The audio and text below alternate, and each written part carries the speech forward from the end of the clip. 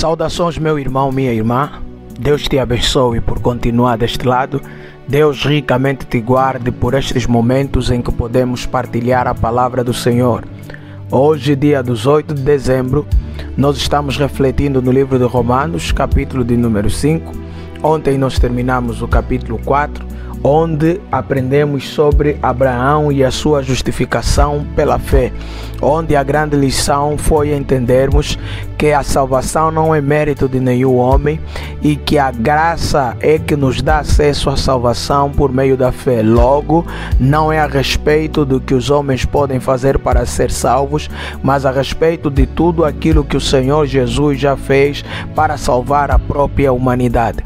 E o capítulo 5 vai então discorrer, e nesta mesma senda da justificação pela fé, agora Paulo vai apresentar os frutos da justificação pela fé. De início, o primeiro versículo, Paulo está a declarar que, tendo sido justificados pela fé, nós temos paz com Deus por nosso Senhor Jesus Cristo. Ou seja, por mais tribulações que o crente venha a viver, por mais situações que aconteçam aqui fora, dentro de nós temos a paz com Deus por nosso Senhor Jesus Cristo. Ter a paz com Deus é viver na plena convicção de que Deus nos conhece e cada um dos atos que nós praticamos, seja perante as pessoas ou não, Deus tem acesso a tudo. Ou seja, independente de como as pessoas decidam julgar as nossas ações, independente de como as nossas ações são julgadas lá fora, temos paz com Deus, porque é Ele quem conhece o interior do nosso coração, é Ele quem conhece a forma como processamos as nossas ações. Então temos paz quando sabemos que Ele sonda e conhece os nossos corações. De longe Ele sabe o nosso pensamento e Ele sabe a intenção com que fazemos cada coisa. E logo no versículo 2, a partir do versículo 2, Paulo está a falar da esperança. Paulo está a declarar que temos entrada pela fé a esta graça na qual estamos firmes e nos gloriamos na esperança da glória de Deus. O que é a esperança da glória de Deus? A esperança da glória de Deus não é um sentimento, não, mas ela é uma plena convicção daquilo que Deus nos prometeu. Ou seja, quando destacamos a nossa esperança em Deus, não estamos a falar do que sentimos a respeito do que Deus prometeu, não estamos a falar do que sentimos a respeito do que Deus pode fazer, mas nós estamos a falar daquilo que temos como convicto em nosso coração a respeito daquilo que Deus prometeu. Não é um sentimento que ora vem, ora vai, é uma convicção permanente de que Deus é fiel para cumprir as suas promessas que Ele mesmo nos fez por sermos seus filhos e por sermos aqueles que carregam a marca da salvação. E é justamente por carregar a marca desta salvação que do versículo 3 ao 5 Paulo nos apresenta a terceira lição, e a terceira lição é esta: nós nos gloriamos na tribulação. Por quê?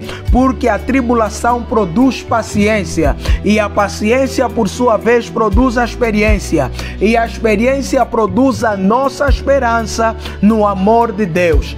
Paulo fala de tribulações num tempo em que os cristãos romanos estavam a sofrer na mão de Nero. Eram das maiores hostilidades que se podiam assistir. Os nossos irmãos sendo tratados piores que animais, sendo até mesmo enjaulados, colocados em arenas para serem devorados, perseguidos por todo lado. Mas Paulo está a dizer para os irmãos: alegrem-se na tribulação. Por quê? Porque Paulo está a dizer que Cristo também passou por todas essas tribulações, mas que no final de tudo se nos mantivermos firmes, nós receberemos a recompensa, receberemos a coroa da vida. Por que será? E todos os crentes se perguntam, todo mundo que lê a Bíblia se pergunta, por que Deus permite o sofrimento? Por que Deus permite que passemos por tantas tribulações? Deus permite que passemos por tantas tribulações porque Ele quer revelar a maldade que mora no coração humano quando ele está afastado de Cristo. Ele quer revelar a maldade que reside na humanidade quando ela não aceita o amor de Deus. Mas acima de tudo, Ele permite que passemos por essas tribulações para Ele nos mostrar que Ele não é um Deus que está somente conosco nos momentos bons da vida, mas até nos momentos maus nós podemos triunfar, nós podemos confiar, nós podemos repousar em Deus. E por que existe essa escala que Paulo faz? Porque Deus nos faz passar por tribulação? Porque passar por tribulação vai produzir em nós a longanimidade, que é o fruto do Espírito Santo, a paciência para entender que não teremos em todo momento aquilo que nós queremos, que nós teremos em todo momento aquilo que nós precisamos, a presença, a glória, a graça e o poder de Deus conosco. E vamos aprender a esperar em Deus, a confiar em Deus, na sua promessa, apesar de que a situação aqui à volta tente contrariar, a nossa fé estará sempre em Deus. E o que essa paciência amadurecida vai produzir? Ela vai produzir experiência. O que faremos com essa experiência? Com essa experiência ajudaremos nossos irmãos a manterem a sua fé em Deus. Com essa experiência testemunharemos a grandeza de Deus, o poder de Deus que nos salva e nos liberta de todo pecado. Com essa experiência nos tornaremos maduros para enfrentar qualquer situação, porque a nossa fé será fortalecida no Senhor e nunca jamais será desviada. Como diz Salmo 125, nós seremos como o monte de Sião, não nos abalaremos, mas permaneceremos para sempre. E na sua consequência, essa experiência vai produzir esperança, que já estudamos, que é a plena convicção de que tudo continua no controle de Deus. Algumas coisas vão magoar, algumas coisas vão machucar, algumas coisas vão doer, mas isso não diminui a graça de Deus sobre nós. Muito pelo contrário, tal como o próprio Paulo está a declarar, e você pode acompanhar comigo no versículo 20, a Bíblia está a dizer que ali onde o pecado abundou, superabundou a graça. Ou seja, passar por todas as aflições vai nos fazer testemunhar que a graça é maior do que o pecado, a fé é maior do que as obras.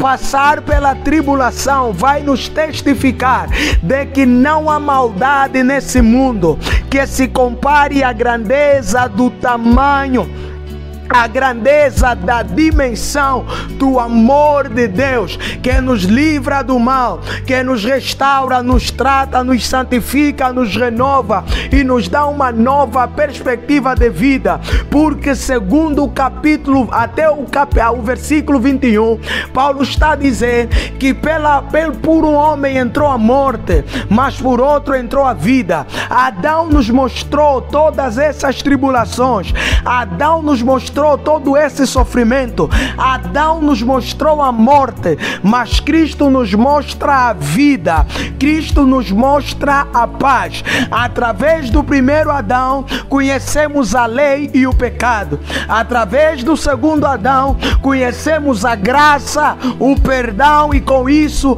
a salvação, para a glória do seu santo nome. Meus irmãos, a palavra de Deus é poderosa.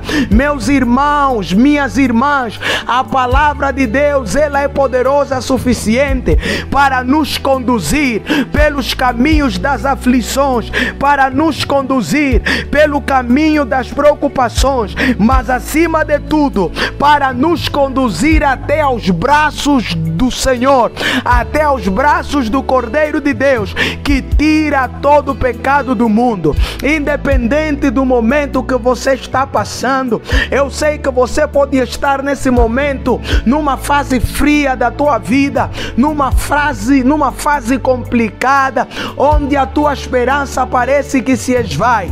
Ouça essa palavra que está em Romanos: Deus não te abandona. Pelo contrário, pelo pecado que você carrega, pelos males que você carrega na tua memória, nas tuas ações, Ele já morreu, Ele já te perdoou.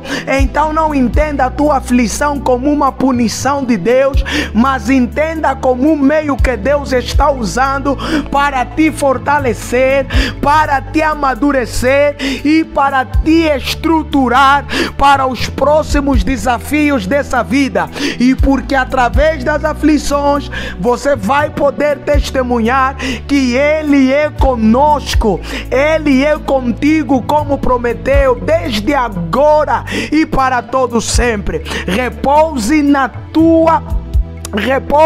a tua fé em Deus, repouse o teu coração no Senhor, repouse a tua vida nas mãos dEle. Não há nada que Ele prometeu que Ele não possa cumprir. As aflições são necessárias, porque elas vão nos dar a visão ampliada do poder, do amor e da graça redentora de Jesus Cristo, nosso Senhor e Salvador. E lembra-te, onde abundou o pecado, a graça superabundou. Por mais que Satanás decida investir na tua vida, por mais que as circunstâncias decidam te apavorar ou te anular, a graça de Deus é maior para testificar na tua vida que você é livre, que você é forte, que você é mais do que vencedor por Cristo Jesus, que nos amou.